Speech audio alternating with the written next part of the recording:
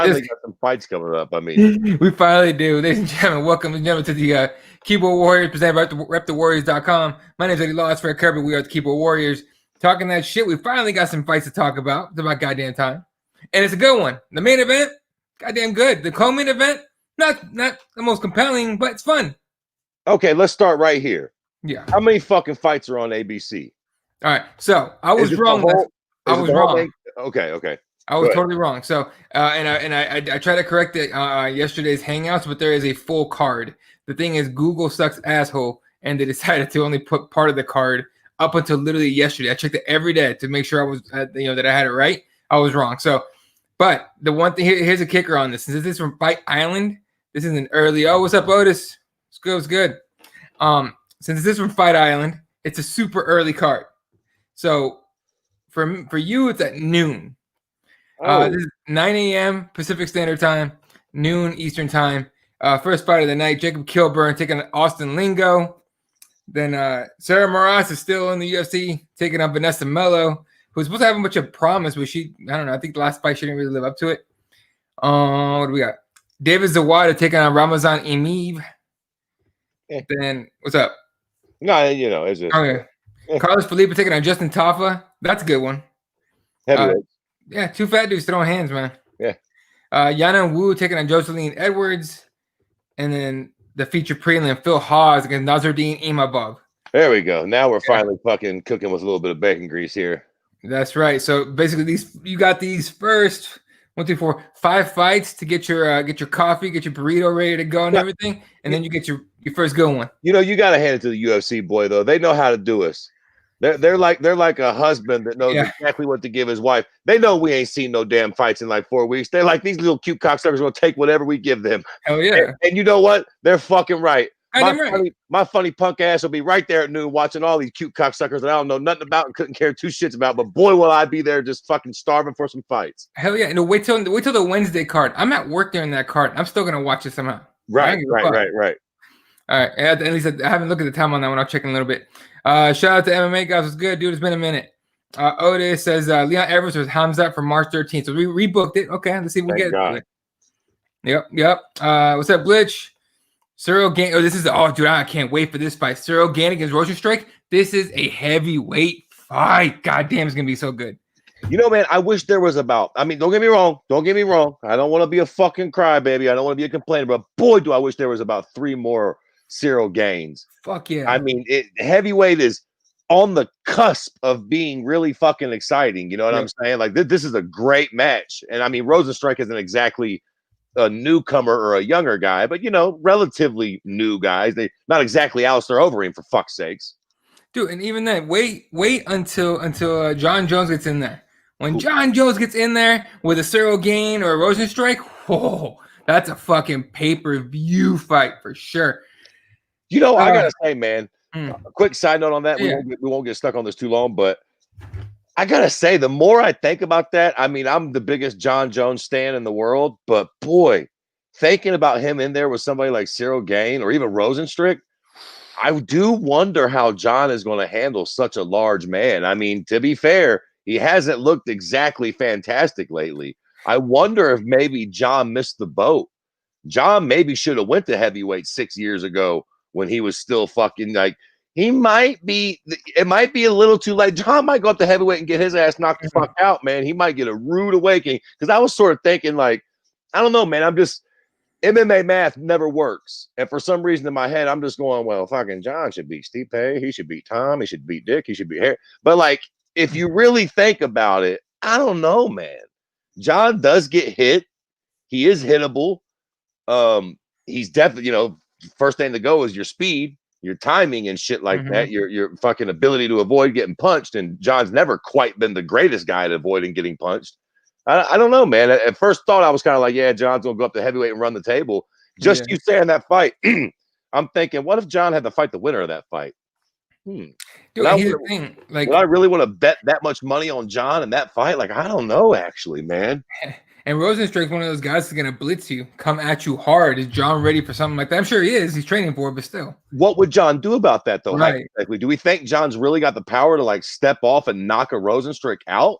For sure. Do we really think that he's got the power to to control him and take like at the end of the day, now that I think about it, what the fuck is John Jones going to exactly do to these heavyweights? He's gonna have to shoot, right? I don't know. Let's keep it a beat. John Jones ain't been able to take down light heavyweights at will lately, let alone fucking heavyweights. I mean, I might go for Mark a little here, but okay, at least the very first heavyweight fight he takes, that dude's not gonna know what to expect as far as the ground game goes. Maybe John fucks with him on the feet a little bit and then just takedown after takedown if he's got it in him. But I don't know if you've seen any of his IG shit. This dude is getting jacked. Oh yeah, I wouldn't doubt it. To be fair, he's probably on fucking steroids. 100%. I mean, just keeping it a beat. He's probably he's been before. Most of them are.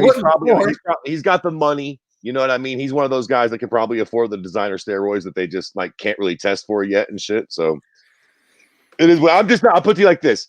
I'm very interested in John at heavyweight at this point. I'm not so sold that he's just going to go up there and run the board either. He might, but now that I think about it, it's like I think maybe I put way too much faith in his wins over DC at 205. I'm thinking, well, if DC was such a beast ahead, like John's just going to go up and beat, but maybe not. Again, MMA math don't always work like that. John might go up there and get the fuck beat out of him by fucking Derek Lewis or some shit like that and just surprise the fuck out of all of us. I wouldn't be surprised. Just because we're already kind of on a tangent. Fuck it, let's keep it going.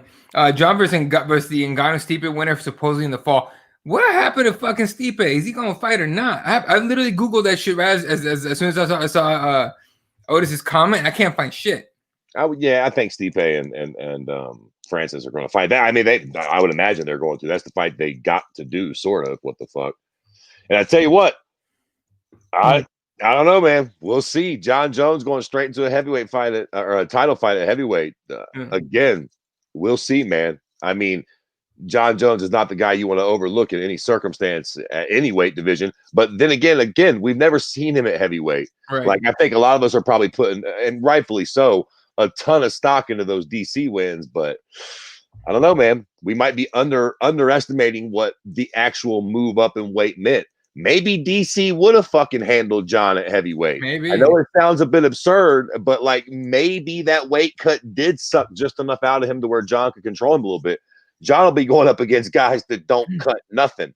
Right. Or if they do just a tiny bit to get down. You know, Francis Ngannou is a fucking tank. He might cut a little bit maybe, but he's basically just a massive human. And I get it that John don't got to cut now either, but I don't know, man. I don't know. John Jones at heavyweight is one of the more intriguing things that happen in this sport ever, in my fucking opinion, period.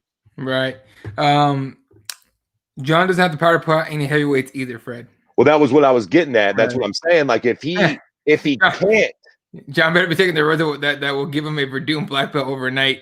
I was going to point to that too, though. I was going to point to that too. I mean, Alexander Gustafsson gave his little world at heavyweight and got made look like a chump. Again, I don't know if John is just going to march into heavyweight. Like my initial thought was that he was going to do that, but the more I think about it, the more I'm like, John might have waited too long to go to heavyweight, dog. He might go up there and get his motherfucking clock clean.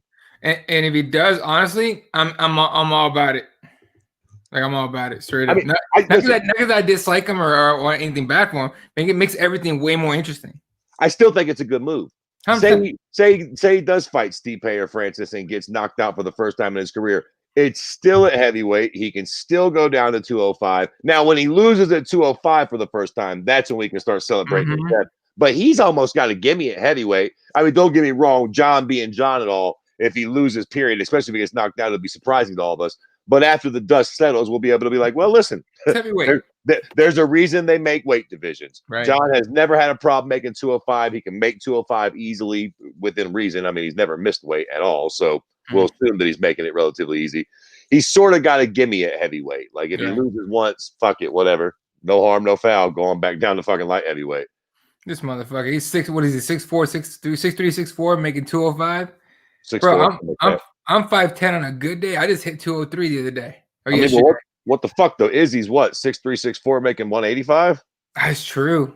You know what's funny? Somebody was telling me that, dude, John's so much bigger, and I'm like, no, the fuck, he's not. Nah, really. I mean, I'm sure he's bigger, maybe like an inch or so, and probably a little thicker. But yeah, Izzy's a big dude, man. He looks skinny on TV. Yeah. All y'all dummies see him through a fucking camera lens. The dude's 6'3". Let me tell you something. I'm 6 foot on the nose. And I'm not exactly a tiny dude. If you're 3 inches taller than me, you're a fucking big boy. What the fuck? Even if you're a little thin, you're still a big dude. Yeah, no, Izzy's all kinds of lean. All right, let's continue on with our card here for this weekend. First fight on the main card. Main card kicks. Oh shit, you kidding me? The fucking stupid ass mouse. Oh, here it is. All right, so there's a 1 p.m. card for me. That makes it a noon Pacific time start time. That's 3 p.m. for you guys in the East. All right. Punahele Soriano taking on Dusko Todorovic. Both undefeated. Has to go. Somebody's got to go. Mr. Knockout himself, Joaquin Buckley against Alessio Di Chirico. James Cross was asked about this fight because he wants to fight Buckley. He's got real legit beef with Buckley, and he wants to fight him. And apparently, the UFC didn't want to make that fight, and so Cross wanted to make sure everyone knows that Cross isn't ducking him. He has no idea where the fight didn't get made. But regardless, Joaquin Buckley's gonna fight. Quickly on that. Yeah. That makes sense. I've been, I guess, apparently I'm one of the few people that sort of misses Joe Silva and appreciated his matchmaking, and is not the biggest fan of Sean Shelby and Mick Maynard. But to be fair, I think this is one of the examples when they got it right. Yeah. Let Buckley fucking win some fights, man. There's no sense in fucking throwing him in there with a goddamn wily grizzly veteran like James Krause that will more than likely extinguish his little shooting star he's got going on. Right? I mean, it's not even, look, Joaquin Buckley's obviously a very explosive fucking good fighter. But again, James Krause has been around for a month of Sundays. I mean, the dude knows a lot of tricks and he isn't exactly washed up either. It's not, let Joaquin Buckley do his thing. Fuck off, James Krause. You know what I mean? We're not about to let you come in here just because you two dudes got a little bit of beef in your hometown and fucking put out a dude that we could potentially make some big money on. This guy's riding a real wave. He got a fucking crazy knockout of the year.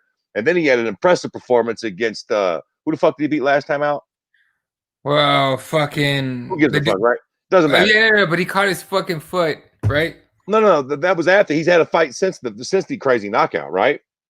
No. He's had another fight since the crazy knockout because I thought I was a little bit like, maybe he's all hype, but he won that fight impressively too. I fucking can't. I want to say, who the fuck did he fight? I'm finding it right now. Jordan Wright, second knockout. That is okay. Right. He fought. Yeah, Jordan Wright, because the guy he knocked out real fucking nasty was that Impa Kasaganai guy.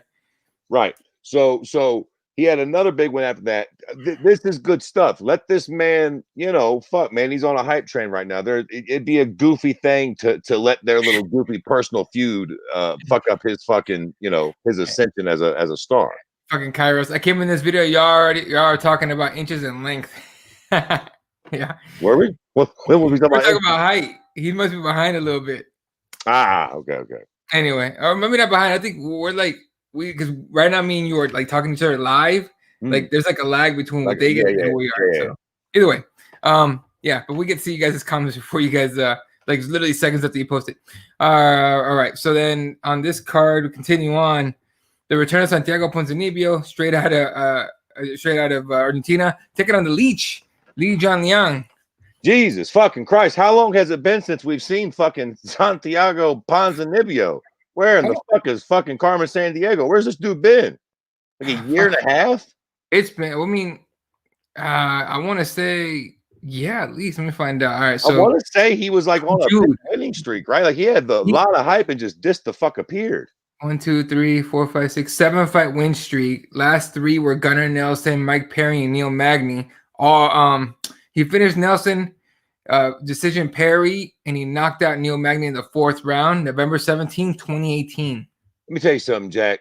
As much as I might not like Neil Magny, don't nobody knock out Neil Magny. It's hard to do. Neil Magny don't get knocked out by no goddamn body. So I feel bad for Ponzinibbio. Well, actually, this is a good fight for him to come back. A nice name, but I guess in hindsight, I feel bad for old Jingling. To be honest, Jingling probably gonna get his funny ass thunderstruck. I mean, depends on what Ponzinibbio looks like now. I mean, Leach just fought in March of last year, lost to Neil Magny by decision. So again, MMA math don't always work out, but from what I can remember about Ponzinibbio, he's a vicious striker, and what I can remember about fucking the Leach, he's a tough guy. Yeah, he's a tough guy, but his striking ain't quite up to snuff. Now, and he's hittable. They call him the Leech for a reason. Clearly, he's going to try to stick to Ponzinibbio like glue, but I don't see it. I just don't. I think Ponzinibbio. I hate to use the word explosive, but I think he's just going to be way too explosive and strong. If Jingaling tries to grab onto him, I feel like he's going to catch them uppercuts, and I see a fucking quick finish here, boys. Unless fucking Ponzinibbio's half the man he used to be or some shit. If he's the same dude that knocked out Neil Magny, Jingaling's in for a long night. I'm with you, and Leech can get hit real good. Like he can get hit. He's a fight they announced a couple days ago. So they canceled it the first time due to Peter Yan not being able to find a gym. I think he's at Otis. I think Otis is the one that told me, or Woods. Yeah, Otis Woods told me he's at American Top Team. I think Peter Yan, but it's gonna be Peter Yan against Aljamain Sterling, March 6th, UFC 259, which ends up being a pretty stacked card. It's the same card that is the Blachowicz Izzy Adesanya fight. So that's solid. Nice. So and Amanda Nunes is on that card. Oh damn! Okay, that's fucking loaded. No, it's a loaded card. No early card. I might be watching this one at the fucking DMV. Bring some headphones. The Wednesday card starts at 6 a.m. West Coast time. I'll be at work, so perfect for me. All right, let's see what else we got. God, John should have some. Yeah, John should have some mess to his legs. Overeem versus Curtis Blades. I ain't mad at it. I mean, Overeem's probably going to take a fucking beating, but Fang, what's up, Fang? Here we got Eddie and the Ginger Leprechaun. I'll take that. Yeah, the Pawns. Magny destroyed Lee. Pawns about to catch a body. Fuck American Top Team. That actual gym is filled with tools and assholes. Well, there you go. All right. All right. Coming event. Carlos Condit against Matt Brown. And I still laugh about your guys' interview with Matt Brown. Did you guys talk to Condit too? I had to think about it. No, I don't think so. I don't think we ever did. He might have without me. I don't think I remember Matt Brown didn't want to talk about shit, so he started talking about music. And you guys got into Dimebag Darrell and shit. Yeah, man. Yeah, we got him to tell us he was at the show. But metalheads out there, Dimebag Darrell, the former guitarist for Pantera, got shot on stage in Columbus, Ohio. I remember that. Matt Brown was actually at that show live, and we got him on, Jack, and was like, he had lost his last fight, so he was like, so about the last fight, he's like, I lost. I don't want to talk about that. Fair enough. Like, so going into the next fight, you're fighting such and such. What are you doing for the camp? I don't want to talk about none of that either. I don't want to give away no secrets. He was like, fuck me, this ain't good. It's like, so Matt, I heard you was at that fucking Pantera show where fucking Dimebag I shouldn't. Off to the races he went. So yeah. Either way, likely the last fight. This is Carlos Condit's last fight on his contract. Likely his last one in the UFC, if you think about it. And Matt Brown, it's got to be his last fight, right? Yeah. I mean, listen, this is a good, fun fight, but it means nothing. Yeah, and I'll reserve my judgment to see how it happens. This is one of those fights where I just hope it lives up, or I hope people can temper their expectations, understanding that these guys are a little older. Mm-hmm. Don't come into this necessarily thinking we're going to get the Carlos Condit from 2009 and the Matt Brown from 2012. Like it's been a long time now. Again, it should be an exciting fight. These guys have never been known to have, extremely boring fights. I'm sure it'll be exciting. Again, though, you're looking at 36 and 40, respectively, after, these were blood and guts fighters. Not even just Matt Brown, but both of these guys have taken some miles on their fight career. So, just temper your expectations. This isn't going to be like if these cats fought 9 years ago. Yeah, this fight's super late. I'm picking Brown says Fang. All right, fair enough. I think Matt Brown. To be fair, I think Matt Brown's the safe pick in this fight. He's been more active and just more, fucking good lately. Carlos kind of selling juice and coffee and shit these days. So right, here's what it is. All right, main event. Oh god damn it, stupid ass. All right, main event, and it's a fun one. Former 145 champ Max Holloway taking on a title shot hopeful sometime soon. Calvin Kattar. This is a fight we actually wanted quite a while ago. What do you think on this one? I love it, man. For all of me, dog, like Max is low key still champ. Y'all kiss my ass. He won that fight against Volkanovski. I'm sorry. So thinking on this fight, I like Calvin Kattar, and it's so easy to sort of root for the up and coming guy. I almost want to root for Calvin just because you want that new guy to challenge for the title. Even though I don't think Max lost. That again, what are we going to get? Max Volkanovski fucking 32. But thinking about the fight, how the fuck does Calvin Kattar beat Max Holloway? Again, sort of alluding back to what is John going to do against heavyweights. I don't think Calvin's going to outbox Max.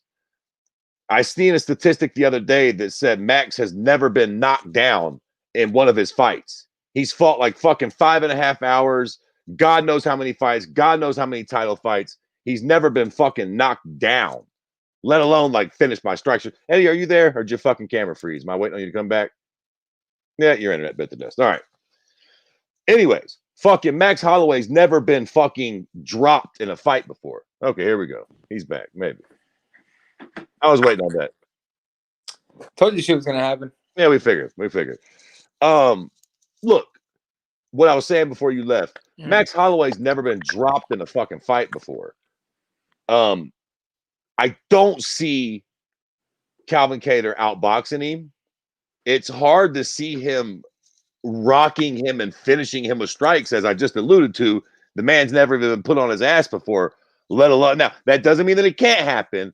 It's just the smart money is not on him getting finished with strikes. And by the same token, I mean, what, you gonna hold Max Holloway down? I just don't see how Calvin Kattar wins this fight. I have a hard time for believing it too. I think Max Holloway has more tools on it and everything, but people sleep on. I mean, every time a champ loses, right? Everyone starts thinking like, oh, you know, like it's like the beginning of the end. Very few guys come back and win their belts back. They're not everyone's going to be Stipe. And heavyweight's a different animal anyway, right? But not a lot of guys lose, have a few fights, and then come back and win their belt back. So it's, you know, the way I see it, a lot of people are going to pick. Are actually picking Calvin Kattar based on that, which I don't. I'm with you. I don't have Calvin Kattar win that fight at all. I think his best chance is to find a way to finish old Holloway. But I mean, you never know. Happens, dude. You never know, man. But if Dustin Poirier couldn't finish Max with strikes at 155, I have a hard time seeing Calvin getting it done. And then I also find it hard to see him outboxing Max over fucking 25 minutes. Again, this is why we have the fights. I mean, I could be wrong as a motherfucker. He might drop Max in the first round, but just me putting up my vision board, dog, it seems like Max is probably going to outbox Calvin in a pretty good fight where maybe Max gets rocked at some point or another. But over a 25-minute match, Max is going to box him up. That's what I assume is going to fucking happen. I've seen nothing out of Max to assume otherwise. Again, the Volkanovski fights were close, but Max wasn't just in there taking no beating. Yeah, it's like when we talk about other fighters that like Anderson Silva is still trying to fight, right? Like the first thought I had was, damn, why he's been doing it for so long. But other than the Weidman fight, when has he ever gotten like massively like knocked the fuck out, right? Like it's the same thing with Max. Max hasn't really taken a brutal beating from anybody. Like he's gotten fucked up during a fight, sure, but he didn't get like mauled. Listen, to be fair, short of the getting knocked out comparison thing you did there with Anderson Silva, you're on your own with that. I mean, you're right. Anderson hasn't been knocked out, but I think Max is still absolute top tier. Possibly, like I said, I think he beat Volkanovski in that last fight. Like I've seen, he lost that Poirier fight. That's fair enough. But again, look, that was at 55. You can sort of chalk that shit up if you have to. You know what I mean? So, I mean, at 45, in my opinion, Max is still low key the man. We'll see what happens Saturday afternoon. Yeah, there you go. All right, let's just look at the Wednesday card real quick because we're not going to be on the air until that night. Luckily, that's cool. That's an afternoon card. We'll have all kinds of shit to talk about next time we see you guys Wednesday night. Like literally right after the fucking fights will be on, pretty much. All right, the fucking prelims on that one, 6 a.m. Pacific time, 9 a.m. Eastern time. Nice early breakfast card for all you early guys. Look at the fights. Nobody that you know is fighting that day. Victoria Leonardo against Manan Fayarot. Umar Nurmagomedov against Sergey Morozov. A bunch of people you can't fucking actually Umar Nurmagomedov is actually somebody to keep an eye on, but again, yeah. Mike Davis against Mason Jones. Francisco Figueiredo taking on Jerome Rivera. I wonder if Figueiredo is like the same Figueiredo, like family wise. I'm not sure. Dacha Lungiambula taking on Marcus Perez. Marcus Perez is a bad dude, so it should be a good fight. Sue Mudarji taking on Zaruk Adashev. Ricky Simon still doing it against Gaetano Perello. And the feature prelim, Omari Akhmadov taking on Tom Breeze. This is a good one. They always do that and shit. Yeah. They'll put on a bunch of shitburn fights, and then they'll throw a decent fight on the prelims. Like, all right, wake up, motherfuckers. We got y'all. Yeah, now you guys are awake. Yeah. All right. Main card kicks off at 10 a.m. So it's 9 a.m. Pacific time, noon Eastern time. This should be over before I even get out of work. Jesus Christ. Lerone Murphy taking on Douglas Silva Andrade. Matthew Schnell against Tyson Nam. Tyson Nam's still a fun dude. 37. I don't know how much longer he could do it. Let's see. Roxanne Modafferi taking on Viviane or Araujo. Roxanne's like Neil Magny in the female world. You took the words directly out of my mouth. I was going to say Roxanne Modafferi is so the female Neil Magny. I just always assume she's going to lose, and she just never does. Like, I don't even know who this other broad is, but I bet you old Roxanne wins, Jack. Roxanne, yeah, I don't know. Lately, I've been having a hard time picking against Roxy for that reason. Oh, shit. Ike Villanueva against Vinicius Moreira. Fair enough.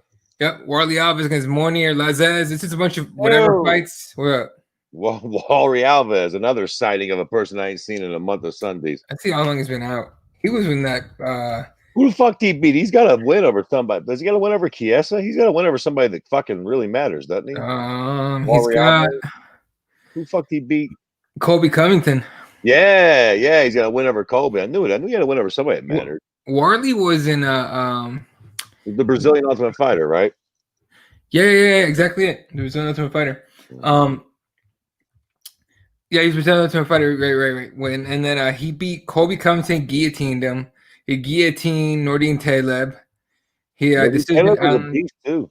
Yeah, he decision Alan Joban. Lost to James Cross, lost to Usman, lost to Brian Barberena, lost to Randy Brown last in November 2019. So he's been a minute since he fought. So that makes sense that we wouldn't, we haven't seen him in a minute. What a wild thing. How do you go from fucking submitting Colby Covington to losing to fucking Hot Chocolate? All due respect to Randy Brown. I mean, boy, what a difference a few years makes in this sport. Yeah. Roxy Magny says MMA guy. That's going to be my fucking porn name. There you go. All right. So two of the most unlikable guys for whatever reason in the entire sport, even though they're not complete assholes, people just don't like him for some reason. Michael Kissinger is Neil Magny. I thought that Neil Magny was taller than everybody. I didn't realize that Kiss is just an inch shorter than him. Yeah, Kiss is a tall dude too. It's funny too because they're both really actually nice guys. They both seem to be very nice, likable dudes, but they're very not very fan friendly sort of fighters or whatever. Right. And you know what's funny about it is they really don't deserve that. I mean, Chiesa obviously has a lot more grappling based style, but to be fair, the cocksucker's not boring. Right. He's not boring. He's not one of those boring grapplers. He fucking goes for it. He is fucking hunting submissions or throwing in the ground pound. And to be fair, as much shit as I give Neil Magny, the fucker's not boring. He's got a boring fighting style, but he's not boring. You know what I'm saying? Like, the motherfucker's the type of guy that will push you up against the cage. He'll get the takedown. He does exactly what he has to do to win. But to be fair, it's somewhat exciting. Maybe it's just because I want to see him lose. It's the Floyd Mayweather effect. So I'm always just waiting on Neil to take a beating. But some guys just put me to sleep because they're so boring. It's just literally sort of hard to watch them fight. I know Neil's not exactly Vanderlei Silva, but for whatever reason, I'm always entertained by his fights. I'm never like nodding off. I'm always like waiting to see what happens next. So call it what you will. Right. So that's Wednesday's card, folks. So we'll be talking about both of those cards next Wednesday. Who do you like in that fight? Ooh, Neil Magny. Really? I have a hard time picking against Neil Magny. Every time I pick against him, he wins. That's a good point. And for that reason, I should pick the prick too. But here we go, baby. I'm going with him. Okay. Oh, I think Neil Magny's one of those dudes that's almost like he's very hard to knock out. Right. So if you come at him Damian Maia submitted him, right? If I'm not mistaken. Damian Maia submitted him. Yes, I think so. I think so. Let me pull up the records. So I don't know if Chiesa's grappling is that good, but maybe if Chiesa can get him down and get a good position early in the fight, I think he might be able to lock in a choke and submit Neil. I don't think So Damian Maia submitted Neil Magny by rear naked choke. Yep. Was it early in the fight? Second round. Halfway. There you go. Exactly. I don't know if Chiesa's grappling is that good, but we'll find out. I think it might be. I think it might be. So Magny's riding a 3-fight decision win streak against Leach, Anthony Rocco Martin, and Robbie Lawler in August last year. Michael Chiesa, meanwhile, is also riding a 3-fight win streak. He submitted Carlos Condit by Kimura back in UFC 232. That's December 2018. Then decision Diego Sanchez. That right there is enough for me to be like, all right, bro, what the fuck? But at UFC 239, July 2019. And then last January against RDA, where he won by decision. Ooh. So well, I mean, listen, to be fair, those first 2 wins are a little dicey. Yeah.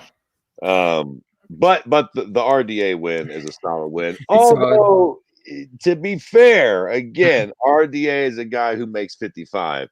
He's not exactly the biggest welterweight in the world. Out of his last 3 fights, the only true welterweight he's fought has been Carlos Condit, who's well past his prime. So I don't know. Maybe Neil Magny might be a little too big for Chiesa to sort of have his way with in the grappling department. Again, keeping in mind that Damian Maia used to fight at 85 and submit fools up there, so he could just be a real fucking powerhouse at 170. Right, and I'm not sure how good. I'm not really sure how good Neil Magny's jiu-jitsu is compared to Chiesa, but before those three wins that I just mentioned, he lost twice by submission to both Kevin Lee and Anthony Pettis. So he can be submitted. Right. Although one of those was a little dicey, if I remember correctly. The Kevin Lee one was like he didn't tap, but he did tap, or he did go out. I forgot how that one was. That one was weird. I remember that. Yeah. The RDA win is only solid win there. Right. Well, I was gonna pick Magny, but other dude beat RDA, and I can't stand RDA, so he's gonna go Chiesa, I guess. All right. So those are the 2 cards coming up this week. For your enjoyment. All right, let's talk some other shit, and this is sort of, I guess, related. It is related to what happened this last week at the Capitol. Good old Pat Miletich, now former LFA announcer. He was fired. By the way, a lot of people giving me shit because I put out a tweet. I literally asked, what do you get? Wanted to find out what MMA Twitter thought about the firing, right? And the first thing I had seen about the firing was, they're violating his First Amendment rights, which I didn't agree with. But I put in the tweet. I was like, were his First Amendment rights violated? I know good and goddamn well they weren't. You're allowed to say your speech is protected from prosecution from the government, 100%. Right. It is not protected from consequences from private entities like the LFA, right?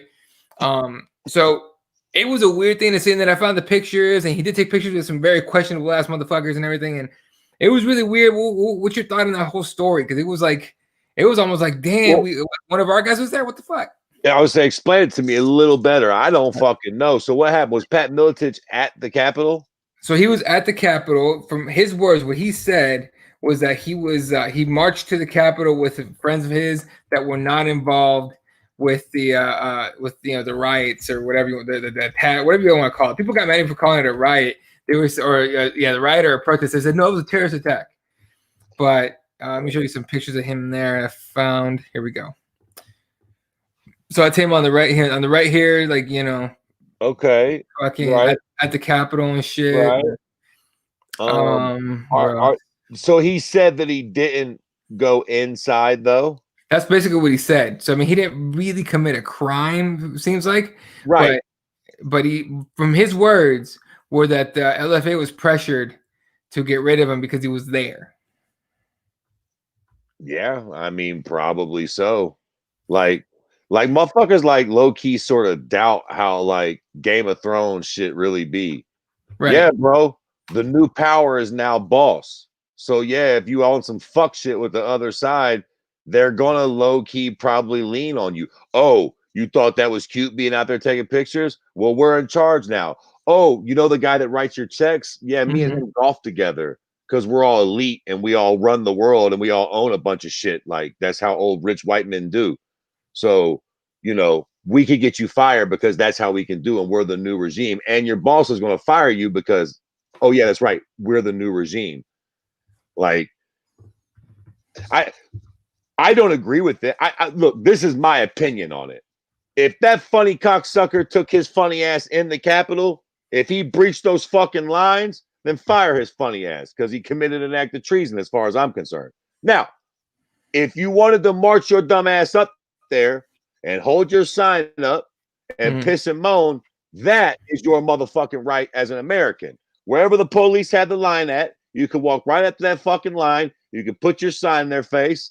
And just like those fucking assholes down in front of the abortion clinics, fucking nationwide, you can hold your sign up and you can be a fucking asshole.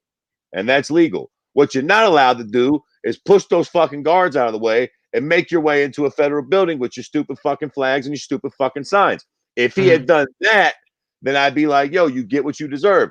Now, if he didn't do that, I don't think he should have lost his job. But again, life ain't fair. Pick your sides wisely. And, you know, if you're going to choose to be that political guy, then stand behind your convictions and tell FA to suck your dick. You don't want their money anyways. Yeah. I mean, you know what I'm saying? Like, if this is what you're going, either stay the fuck out of it and get your bread and keep your motherfucking opinions to yourself, or die on your shield and then say, fuck you, LFA. You fire me, fuck you. Somebody else will stand behind me and I'll go get money somewhere else. Suck my ass. Yeah, it'll be fine. I just have to get another job. Fang says, bro, you keep stepping into politics and say you won't bring it to the MMA war like a fat kid on a diet seeing cake. I got to give you shit. First of all, I never said that. Listen, to be fair, there ain't been no fights in a month of Sundays, and the world's on fire, so it's sort of hard to avoid it. And at the same time, to be fair, Pat brought that shit in. I didn't bring that shit. I didn't go to the Capitol. Fuck. I really like Pat as a commentator, but completely disagree with his politics. He's got a podcast called Conspiracy Farm. I've heard it. It's fucking loony shit. So I'm not surprised he got fired. Right. Yeah. Right. I mean, you know, again, it's your right as an American to do those things, though. So we, you know, again, it's a fine line between these things, but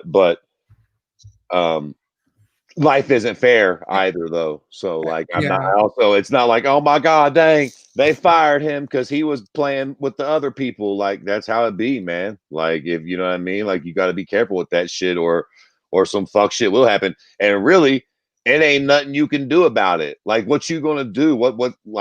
Even going to MMA Twitter, what they gonna do? Write a bunch of sad stories, and they're gonna make LFA guilt trip you into taking you back? Like, look, man, if you again, freedom of speech, right? You can say whatever you want, it's protected from prosecution and all that.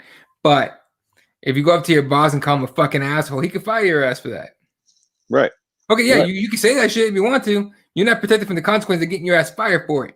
Now, that's a very basic fucking example, but the LFA is within their rights to cut him loose. They just are. So, all right. So then let me put up right here exactly what he said on his post. He put up an Instagram post that has not been deleted. I don't know if he deleted it or if Instagram deleted it, because Instagram has been deleting shit left and right. Actually, all social media has been deleting shit left and right. It's a topic we could bring up later on or some other time, but yeah, it's getting really, really like weird what they pick. But this is from MMAclickbait.com, MMAfighting.com. They got the I guess they wrote it out. I just want to let you guys know that I just got a call from the folks at the LFA. They basically informed me that they were getting a lot of pressure because I was at the Capitol. I want you guys to know that the people I walked with at the Capitol, none of them that I know of were involved in any of the violence. I walked with white people, black people, a lot of Chinese people who escaped communist China, who are for freedom. It was across the board. It was people of different races and religions. However, I didn't see any of those other people in the pictures. So, I mean, you know, whatever. Right. Where were all the fucking Chinese and the black folks at? But fair enough. I saw none of those pictures, bro. In fact, I watched so much video of that shit. I saw very few. But the LFA was getting a lot of pressure, and unfortunately, they felt they needed to distance themselves from me. But hey, I understand the position. I love all those guys: Ed Soros, Sven, Mark Beery, and everybody. I love them. But the price of freedom is going to be heavy, guys. Me losing my job is part of the pain. Even the people that pressured the LFA to get rid of me, I'm doing my best to fight for your freedom. First of all, what in the fucking hell did you do to fight for their freedom? Yeah. Like that bothers me, right? Because we have legit people that actually fight for their people's freedom, that actually do it, right? Like military, but people in the military, all that, totally get that. Even you can bring up other examples. What the fuck is Pat Miletich doing? Talking loony shit on the fucking farm podcast, and then taking pictures outside with weird white supremacist motherfuckers. Because some of those assholes had like those weird ass like patches that say crazy shit on their fucking chest and whatnot. Yeah, Is that what you're doing to protect people's freedoms? All right, or is it you losing your job for going to the Capitol? Is that fighting for my freedom, there, Pat? Like, I don't know, dude. Fucking loony fuck. That bothers me. Like, it's like, dude, there's people that actually do that shit. And you're over here thinking like, oh, me getting fired from the LFA, I'm fighting for your freedom. Like, shut the fuck up. I mean, I don't want to get too in the weeds on the politics because we'll fuck around and turn it into a political podcast because I don't even know what to say about a lot of that shit. Like, for all of me, it's sort of like, I don't know. The politics thing is so stupid. It's so high school. Right. It's like the two popular kids that are always making shit up about each other. And now it's like, oh, no, you cheated. No, you cheated. If they're worse than my fucking kids, my two daughters, man. I mean, it always. And now for 4 years, the Democrats will have power and all the Republicans will cry. And then a Republican will win. And then we'll all cry. I mean, it's fucking exhausting. Like, it is what it is, I guess. Don't be surprised. You knew this sort of thing could happen.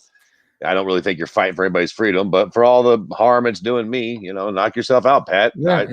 Lose another job for all of me. Enjoy yourself. See what happens. And just to finish, off this topic, again, I'm with you. I don't want to get into this whole thing, but like too much. But this is how I know he's full of shit. Because the day after the protest, he wrote this: "The media is full of shit. No Trump supporters ever caused violence and didn't attack cops. I was at the front of the Capitol when the Proud Boys moved up to the Capitol. They absorbed grenades, tear gas, and massive amounts of pepper spray and attacked nobody. Fuck the media." Bro, I watched it. You can shut all the way the fuck up, Pat.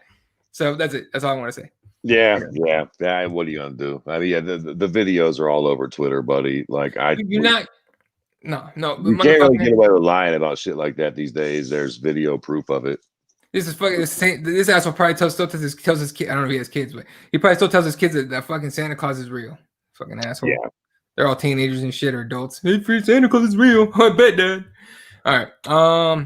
Pat's probably making more money tinfoil hatting than what he's getting from the LFA. There's probably some TBI there too. Probably. Yeah, for sure. I'm tired of this fight for freedom shit. Shut the fuck up with your insulting soldiers who actually walk into battle. Oh, and get called away from important ass training when both political sides throw their childish ass fits when they don't get their way and riot and tantrum. Tired of that shit. Yeah, I agree, man. It's so tiresome and played out, and then it's so obvious how they try to like play us all against each other. Exactly. And politicians are so full of shit, and it's so obvious. It's been like that for years. It is what it is, though. Yeah. I guess if you can't beat them, join them. Either make a whole bunch of motherfucking money so that you can buy your way into some shit, or go be a politician and try to change things from the inside. And even then, at some point, it seems like even the good ones get corrupted. Yeah, bought out or killed. Oh, Jesus. I'll continue to fight for your freedom. What a fucktard. Exactly. All right. Yeah. There you go. That's exactly how I feel about it. And I think Pat's full of shit. Maybe there's some TBI there. Who knows? All right. Let me see if there's any other fucking storylines to talk about. You got anything you want to talk about before we get out of here? I mean, we can always talk about the Kattar card. I mean, fuck it. We talk about the first two cards as well. I mean, it's because, to be fair, it is the trifecta of fights. We haven't had a fight in the month of Sundays. They're coming back on Saturday, and then they're coming back on Wednesday. Both of the cards are early and weird. But then they got the big one, which will be that following Saturday. Kattar returns, and that fight card is fucking nasty. So there's a story of exactly what Dana meant by going after people for streaming, and I can't fucking find it. But from what I got very quickly, just glancing it over, and I'm at to look it up. I had to restart my computer, so I lost it. But from what I understand, there was some kind of legislation pushed into the whatever the last bill that they passed that turns streaming from a misdemeanor into a felony. And so I think that's what he was talking about. I'm gonna have to find it here in a minute, but talk about that McGregor card, dude. The return. Listen, we can talk about that for a moment. The streaming thing. I'm gonna look for what you're talking. Look, I fuck with DW. I'm always, I sort of, I'm probably one of the few people on MMA Twitter that actually like Dana White and sort of like side with him with most of his shit. I understand, like, oh, he lies to so what? Shut up, bitch. I'm running $1 billion business over here. Sometimes I got a lot of you punk ass bitches. Like, the fuck, I'm doing shit over here. Like, I don't be mad at Dana. But with this, it's a losing battle, dog. Let me tell you something, Jack. Right now on the internet, you could buy crack, smack, and acid. You could buy a kid. You could buy a goat. You could fucking watch any movie that's ever been made. You ain't stopping it. You're not. Ooh, they're going to change it from an misdemeanor to a felony. Ooh, because let me tell you something. Dana White's like, I see these people. They're crying.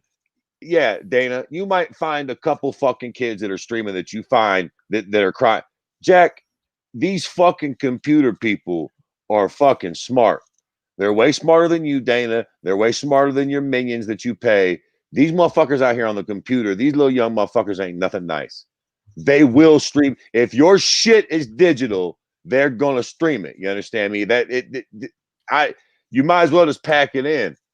Get ESPN to pay the real bag and offer it for free on those channels, because there's no getting around this at this point. You won't bust enough streamers. You know why there's still fucking heroin in this country? No matter how big fucking Donald Trump built that wall, because certain shit you just can't stop. Like, streaming is the online prostitution. It's the online drug war. If you're trying to stop streaming, you might as well give it up. Now, again, I'm an old head. Maybe there's some shit I don't understand. Maybe there's a bug you can put out there that'll bust all the streamers and so on and so forth.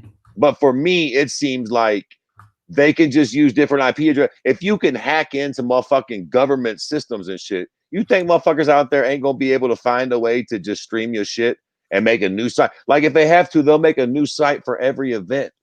They'll do whatever it takes. Like, it is what it is. Like, again, I don't know. You've been streaming longer than me. Like, let's just keep it a buck here. I was paying for my fights up until a couple fucking years ago, like a fucking jerk off. And then I realized nobody on MMA Twitter pays for fights. Like, everybody be allegedly these nuts. Take this fucking video and send it to Dana White. Do whatever the fuck you want to do with it. I paid for the fights up until about 2 years ago, to where I felt like a fucking idiot for paying for them, because nobody paid for them. And then you know what I did? I accidentally clicked the link one time. I was fucking looking around, UFC, whatever the fuck. I clicked the link, boom, pops up 1080p. Fucking less lag on that than when I paid for the cocksucking thing. It was so fucking easy. I literally stumbled across it. And then I thought, fuck it. If it's an event that doesn't have a big name on it, I'll fucking stream it. It ain't me. I'm not creating the stream. I'm not a fucking, don't get me wrong. You're right. Listen, DW, you scare me with the felonies, Jack. I won't stream nothing. But if some cocksucker in Malaysia or fucking Guatemala or wherever the fuck is going to stream it and try to get hits to his site to sell his fucking toothpaste or whatever the fuck, I'm going to go, and so is every other jackbutt on MMA Twitter that ain't made a fucking money. Listen, DW, we love you, you shitbird, but it's a pandemic. Ain't none of us got the money to pay $70 for your fucking product right now, man. And we can't, as the old saying, well, get together with your friends, order a pizza. We fucking can't. We're stuck in the house, the whole fucking most of us. Let us bring your shit and fuck off. And if not, then make a big shitstorm out of it and lose a bunch of money. This is the one battle you're not going to win. Dude, and you're 100% right. And the thing is, that used to be my go-to for, like, for example, for that UFC 257. I got to figure out what I'm going to do, because I don't necessarily want to, like, I'm going to have to fucking pay for it, whatever. But, but dude, that used to be the move, right? I'd call my buddies, like, hey, everyone throw down some money. As soon as we complete 70, well, at this point it would be 70. As soon as we complete the $70, the extra goes for food and beer. Fuck it. That worked every time. It worked. All my friends would come over, whatever. Now it's like, obviously we can't do that. And two, it's 70 fucking bucks on my stuff. Kind of sucks. Like, I got it. I don't want to spend it on that. But, it's what it is. And here's the thing. Look, am I going to buy the Conor fight? Yes. But I would have bought the Conor fight regardless.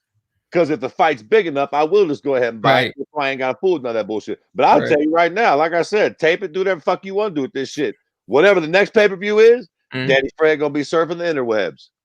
I ain't gonna be streaming nothing for y'all motherfuckers. I wouldn't piss on y'all if y'all was on fire. But I will be looking for the fucking streams. Fair enough. because millions of other motherfuckers gonna be right there with me, and that's just the way that shit goes. Like, and what you gonna do, Dana? What you gonna do? You gonna come get all of us? Yeah. Is the big bad government gonna come find all of us in our homes and throw us in fucking prison with our fucking COVID coughs for streaming your fucking pay-per-view? Guess what, DW? You're gonna hit a wall too, where the government says, "Guess what? We don't give a fuck. Right. Figure it out on your own, buddy. The whole Right. world's on fire. We don't care that people are fucking illegally streaming your shit. Join the crowd. Every fucking thing that's got a paywall gets illegally streamed these days." Oh, 100%. It got removed from the bill, so with the whole streaming thing, doesn't target gamers and shit. It targets illegal streaming sports, movies, and other shit. But it wasn't put through because of outrage. Yeah, I don't know. Everything I've ever said is that it went through, but you might be right. Not with us using VPN and Tor, 100%. I mean, that's what it ain't gonna stop, dog. It's too much. It's too much off yeah. Starts off the rails at this point. And like the internet's just it's too big. It's too bad. What you like? How would you do something about it? Like it may be the people who are actually streaming, but again, there's probably quite a bunch of you'll go on Twitch. You're gonna get every person fucking streaming from their eyeglass. Like, forget about it, man. It's done. No, 100% right. All right, let's quickly talk about this 257 card. Since got a little bit of time. This fucking card is fire too, though. It's worth it. It's honestly it's worth buying. I hate that it's 70, but it's worth buying. Right. Prelims, yeah. The prelims are Andrew Sanchez against Andre Muniz, and again, this is like what 2 weeks away. So it's yeah, if that. Like, I mean, where we at Wednesday? So not this Saturday, not this next Saturday now, but that next Saturday. Yeah. Yeah. So like about a week and a half or so. Yeah. But it's hoping that COVID doesn't catch it or catch anything over at Abu Dhabi. Andrew Sanchez against Andre Muniz, and then Matt the steamroller for Bola taking on Ottoman Azaitar. That's your early prelims. We haven't had an early prelims in a minute. Now, this is an incomplete ass fucking thing that they have here on Google. So I'll look for the rest of it in a minute here. But other fights on here: Khalil Roundtree against Marcin Pertino. Hey, Roundtree's a bad dude. Brad Tavares against Shoeface. Oh, that's actually a fun fight. Yeah. And then on the main card so far on here is 4. I think it's 5 legit. I'm going to find out. But Marina Rodriguez against Amanda Ribas. Who everyone thought was cute and fun. And now everyone's making fun of her voice and saying that they can't stand to hear her talk, which whatever. Jessica Eye against Jojo Calderwood. If there's any fight on this main card that's a go grab a beer, go take a piss, whatever you want to do, this one. I don't care about watching Jessica Eye. I don't give a fuck. Calderwood.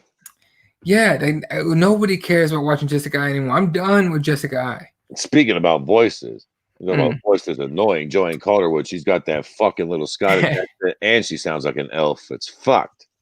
Jesus Christ. All right, let's see. I got a better. Okay, so maybe they do have the complete card. All right. Sanchez Muniz. For Bola, Zaitar, Roundtree, Pacino, Brett Tavares, card. Okay, so those are the prelims.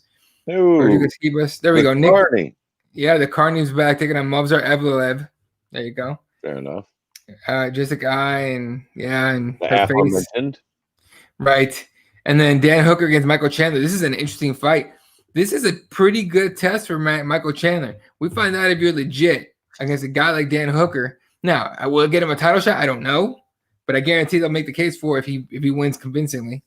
Wait, listen, there's only one other fight that might get it. It's Gaethje and fucking the Bronx. That's right. The only other. So, if Chandler can come out and look fantastic in this fight, he very well might punch his ticket for a fucking title shot. And quite frankly, this is the fight that Michael Chandler should have got from the jump street anyways. Yeah. Like the idea of him coming in, thank God fucking Gaethje didn't get hurt, because Michael Chandler would have fucked around and got hurt too in his first fight against fucking Habib. Right. This is a much better matchup, a much better first fight for Michael Chandler to see where he actually stands at in the UFC's fucking division. I mean, Dan Hooker's the perfect opponent, because I would still probably favor Michael Chandler in this fight, but I mean, it's barely. Dan Hooker is a bad motherfucker. He's got a nasty style matchup for Michael Chandler because of his height and the knees and shit, and just the wealth of experience having fought in the UFC. Again, Bellator's, it's close. It's not like Michael Chandler's going to be completely out of his element, but we all know there's a difference. There is a difference in being in Bellator to being in the UFC. You might be in Bellator and very well, Strikeforce fucking guys came over to the UFC and did well. It's not like you can't, but we all know that it's definitely a whole different thing. Look at it. Y'all remember Will Brooks? Mm-hmm. Remember Will Brooks? He was fucking thunder striking fools in Bellator and just hit the UFC and fucking Right. No, I was Will Brooks. I expected way more from Will Brooks than anything. I did too, man. I thought, I mean, if I'm not mistaken, when he left Bellator, he was their lightweight champion. Yep. I think he was like at his high. I thought Will Brooks was going to do big things in the UFC, and he just never really did. So, that's a way better matchup for my Will Brooks, man. All right, main event, the return of Conor McGregor. The return. He ain't been on that long this time around. But taking on Dustin Poirier in the rematch. Obviously Conor McGregor, the heavy favorite. I haven't seen the odds yet, but I haven't seen very many people picking Dustin Poirier. Now the question obviously is, because Conor is still he's not unknown, but like coming off the Cowboy fight, I still don't know where he's at, in my opinion. Sorry, coming off the Cowboy fight. Yeah, that's a Cowboy, right? Yeah, coming off the Cowboy fight. Yeah, I don't know where he's at. Dustin Poirier has been doing pretty fucking good. He clearly got better. Now, did he get good enough to beat Conor McGregor? I don't know. That's why this fight's so goddamn interesting to see, right? Because we all expect Conor to thunderstrike this motherfucker, end him, and move on to a title fight. But we don't really know what Dustin Poirier's got for him. Yeah, I mean, look, we all know what time it is. I'm a big Conor fan. And as a Conor fan, I'm really nervous going into this fight. Just because, again, as you said, it's a long time before they fought last. It was a completely different weight division. Dustin Poirier is a way better fighter. He's been way more active than Conor lately against way stiffer competition. And those are just facts. That ain't debatable. That's from a Conor fan. Those are just the facts. Dustin's been way more active, and he's been fighting fucking killer after killer. And quite frankly, been way more successful than not. Right. Been way more successful than not. That being said, the problem with this fight is when I think about it stylistically, again, when you think about the fight starting, all the hoopla to the side, all the opinions about people's personalities and so on and so forth, when they lock up and they start that fight, how does the fight play out? Well, I feel like Dustin Poirier's problem is going to be that he's going to try to box with Conor. I don't think he's going to shoot. He could. I think I'll put it to you like this.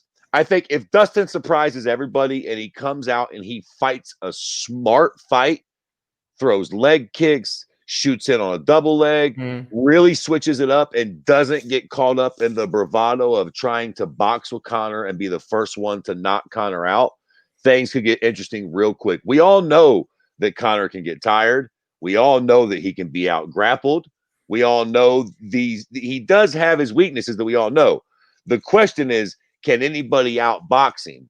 Can anybody really knock him out on his feet? That would be the really impressive thing. But it's also the sort of the stupid move.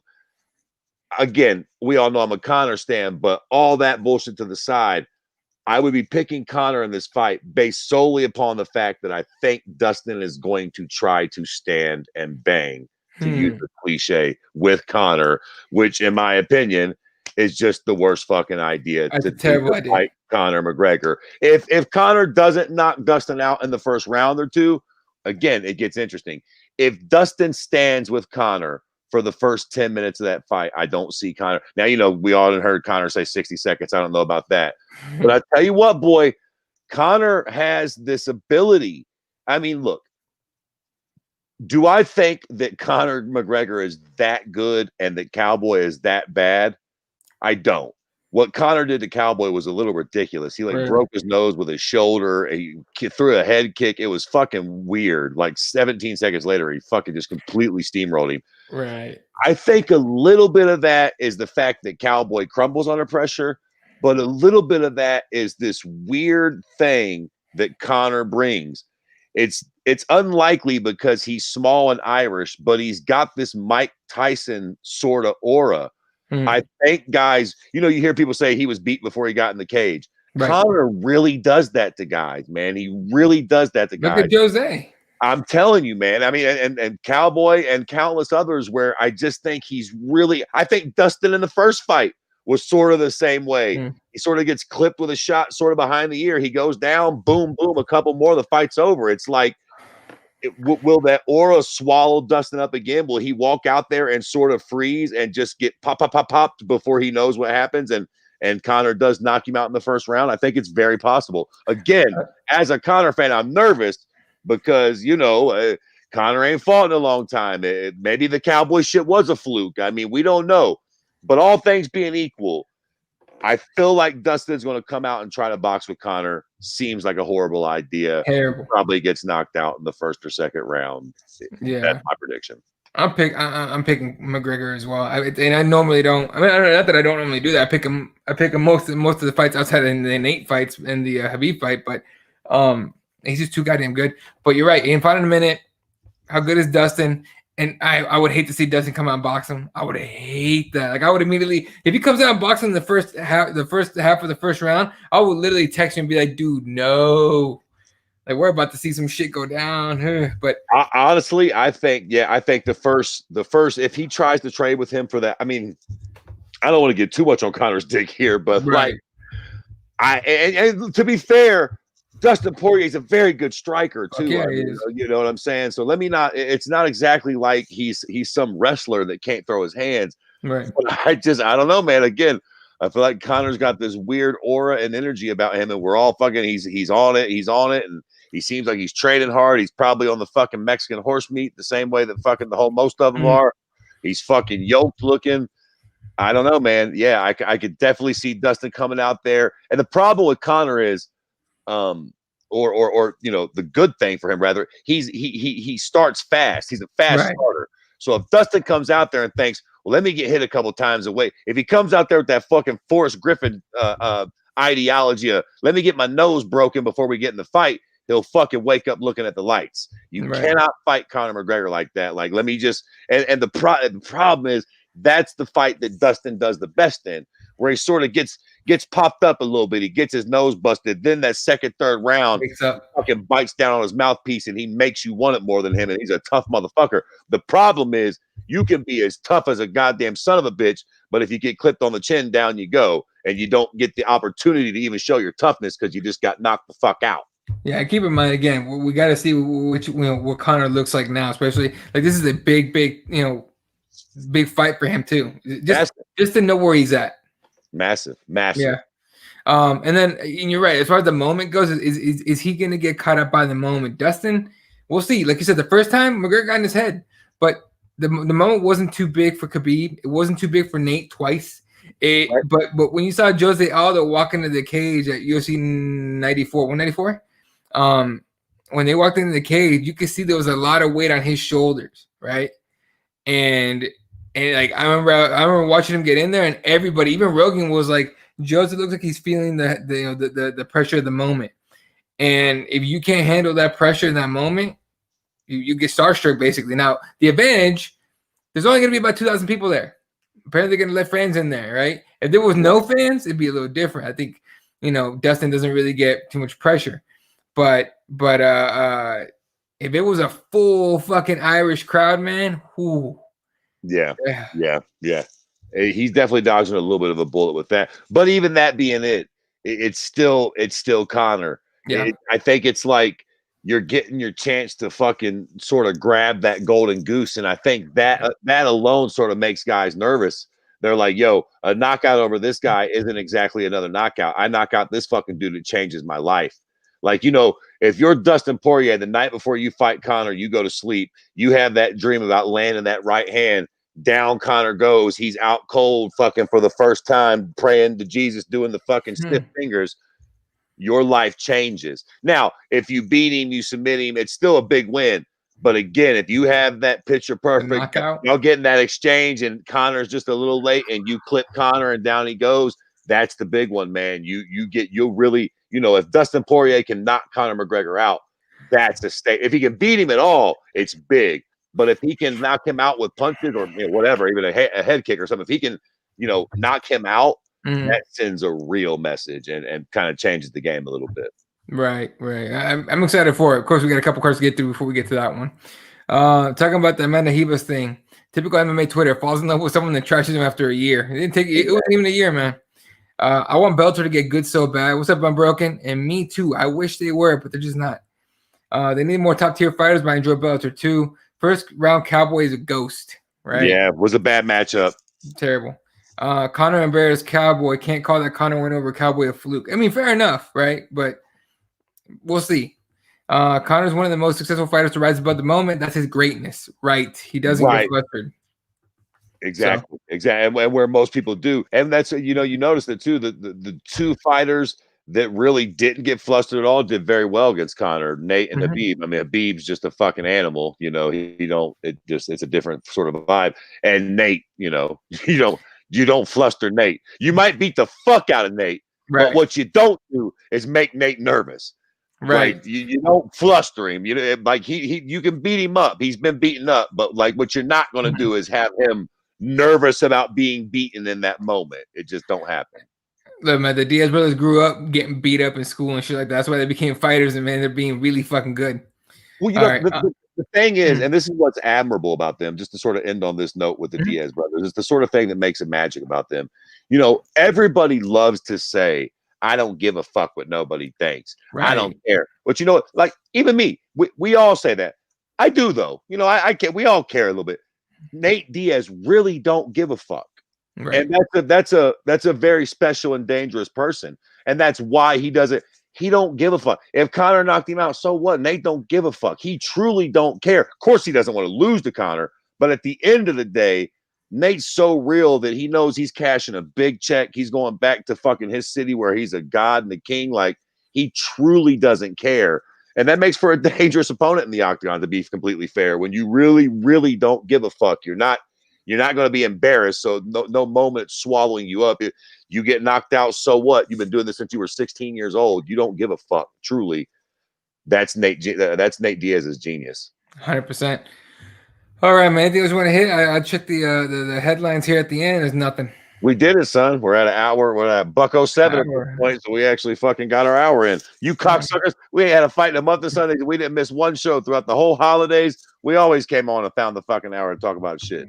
Yes, sir. Yes, sir. All right, shout out to everyone that tuned in today. MMA Gods, Unbroken. Fangs was here for quite a while. Adam Woods, our bruh. Who else do we have? I know we had Otis. We have Texas Ranger. Kairos was here for a minute. Everyone that tuned in, you guys are dope as fuck. Especially the guys, the people that tuned in during the holiday break. Appreciate the fuck out of you guys. You can follow all of us at Sport 1983 for Jesse. I don't have the heart to take that out. I don't know why. Yeah. Fred's at Kirby_MMA. I'm at Ep.230. You can find all the shows at KeyboardWarriorsMMA.com. The audio will be up tomorrow morning. You guys know the usual deal. RepTheWarriors.com, SpicePros.com. Hit them up. Keyboard MMA on Spices Pros for 10% off. So there you go. All right, y'all. You guys are dope as fuck. We'll catch you guys next time. Good night and good night, Wilshire.